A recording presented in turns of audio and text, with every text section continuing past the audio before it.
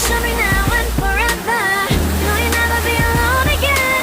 Oh, take my arms, boy. Don't wanna show me if we're together. Hey, as long as you're in my arms, don't worry of tomorrow. For now. 할렐루야. 오늘 말씀은 갈라디아서 6장입니다.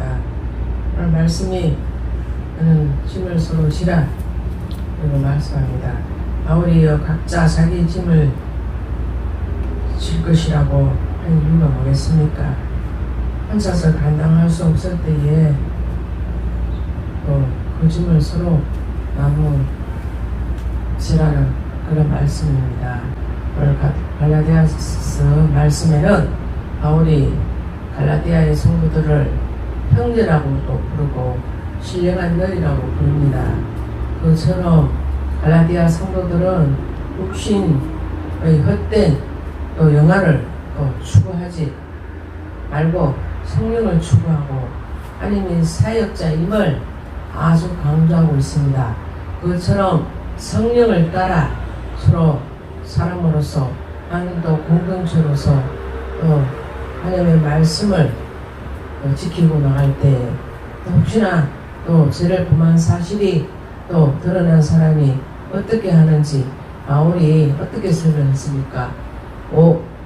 온유한 심령으로 그들을 바로 잡아라 했습니다.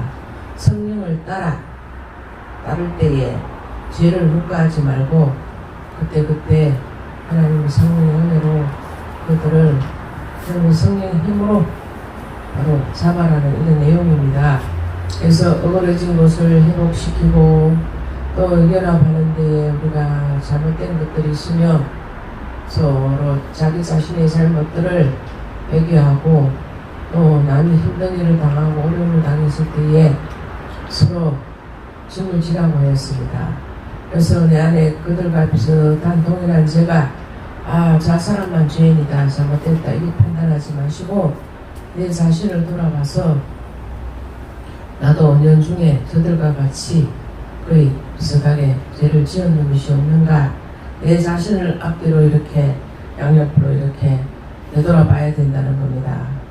그래서 범죄한 형제들을 저 사람 지읍시다 나쁘다 손가락질하고 저 사람들은 못써 이래 손가락질하고 이렇게 해서는 안 된다는 겁니다. 왜? 그들이 죄는 나쁘지만 그 죄를 짓는 것이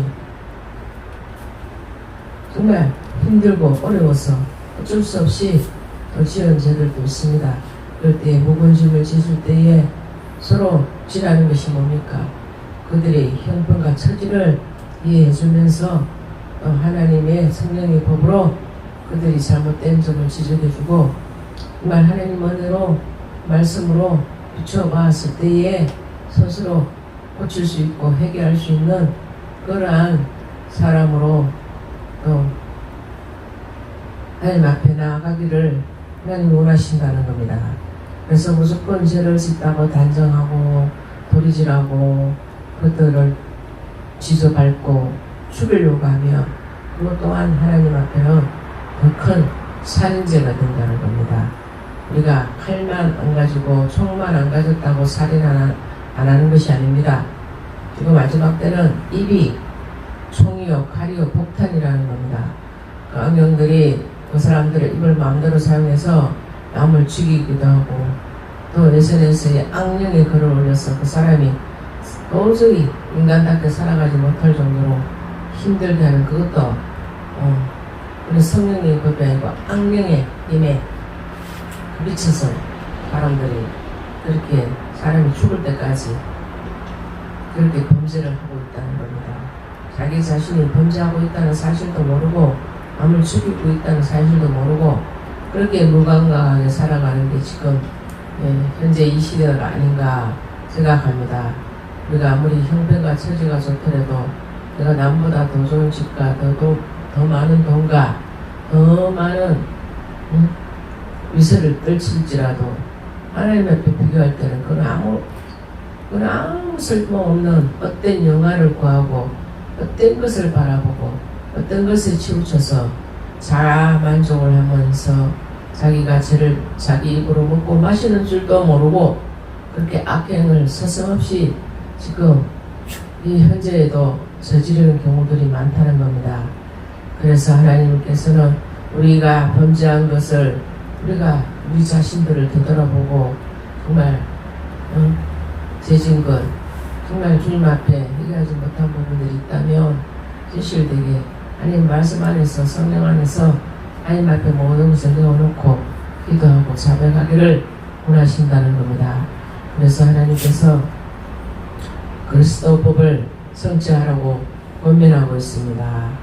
내 이웃을 내 몸과 같이 사랑하라고 하는데 요새는 어때요?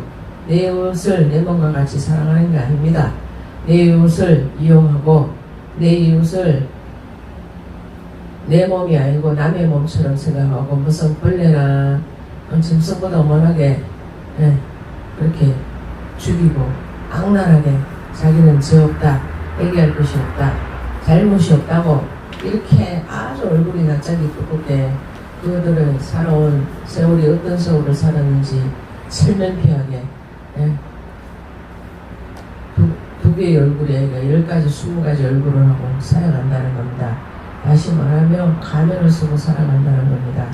겉으로는 인자한 척, 온화한 척, 사랑하는 척, 참 사람들한테 기부한다, 어려움을 도와준다고 하는 척 하면서 알게 모르게 더 많은 범죄를 저지르는 경우들이 많이 있다는 겁니다.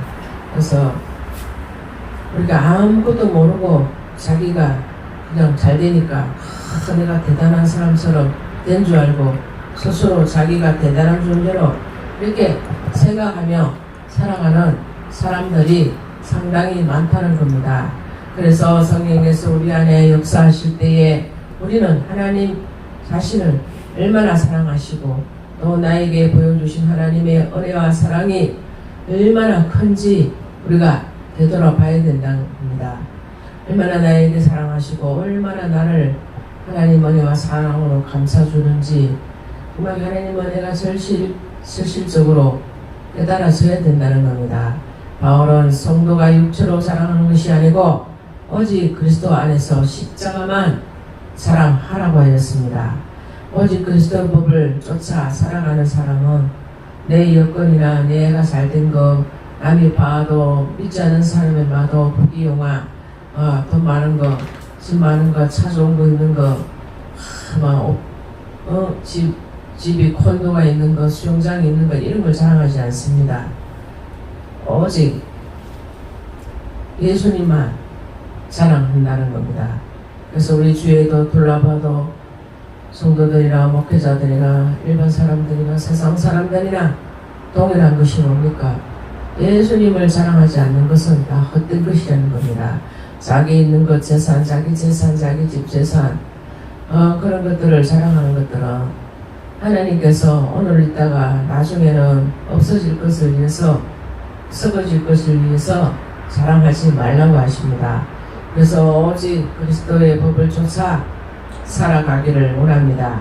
오직 그리스도의 법을 쫓아가는 사람만이 우리가 나의 죄를, 나의 잘못을 빨리빨리 깨닫고 세상에 썩어질 것을 위해서 자랑하지 않는다는 겁니다. 오직 예수 그리스도 십자가를 사랑하고 하나님의 은혜만을 자랑해야 된다는 겁니다.